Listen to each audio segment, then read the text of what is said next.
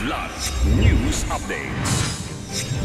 Mga balita ngayon, non-bailable na kaso ng human trafficking isinampa ng DOJ kay Harry Roque. Mga buto ng tao na recover ng mga sundalo sa Bukidnon. Papal Conclave magsisimula sa May 7. Cardinal Tagle tutulong sa paghahanda sa conclave.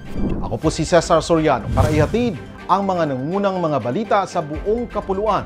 Ngayon, kinumpirma ng Department of Justice o DOJ ang pagsasampa ng non-bailable na kasong human trafficking laban kay dating presidential spokesperson Harry Roque at higit 40 iba pa dahil sa umano'y pagkakasangkot nila sa Lucky South 99 Corporation, isang pogo hub na sinalakay sa Porac, Pampanga. Ayon kay DOJ Undersecretary Nicholas T., inamin ni Roque na siya ang abogado ng Whirlwind Corporation na nagpaupa ng lugar sa Lucky South 99. Giit ni T., aktibo si Roque sa pag-follow up ng gambling license renewal ng Lucky South 99 sa PAGCOR.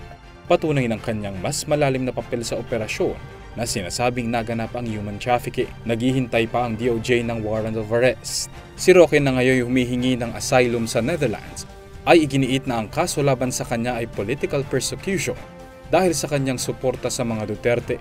May plano rin ng DOJ na ipakancel ang passport ng mga respondent. Na-recover ng mga sundalo ang isang skeletal remains sa Sitio Victory, Barangay San Luis, Malitbog, Bukidnon, kamakailan. Ayon sa 58th Infantry Battalion na nanguna sa operasyon, nakatanggap sila ng report mula sa isang residente tungkol sa burial site na agad naman nilang nirespondeha. Dito nga tumambad sa kanila ang mga buto ng isang tao, isang flashlight, duyan, isang machete at iba pang kagamitan. Kasalukuyan ng isinasa ilalim ang skeletal remains sa identification procedures para matukoy ang pagkakakilanlan nito.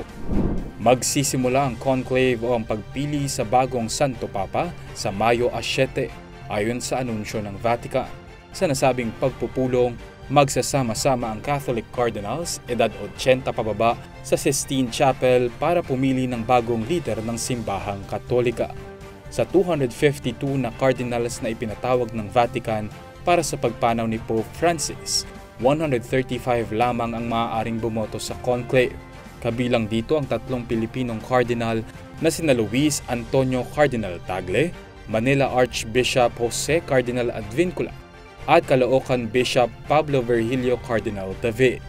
Kaugnay nito kabilang si Tagle sa 3 cardinals na bahagi ng particular congregation, ang grupong magiging katuwang ng Camerlengo sa preparasyon para sa May 7 conclave. Sa oras na magsimula ang conclave, hindi maaaring lumabas pa ang 135 cardinal electors sa Sistine Chapel. Hindi rin pinapayagang pumasok ang mga hindi kalahok para hindi maimpluwensyahan ng eleksyon ng bagong pontiff. Para sa Kidlat News Channel, ako si Renzo Lenon, nag-uulat. ako po si Cesar Soriano, kasama nyo sa bawat pagputo ng balita.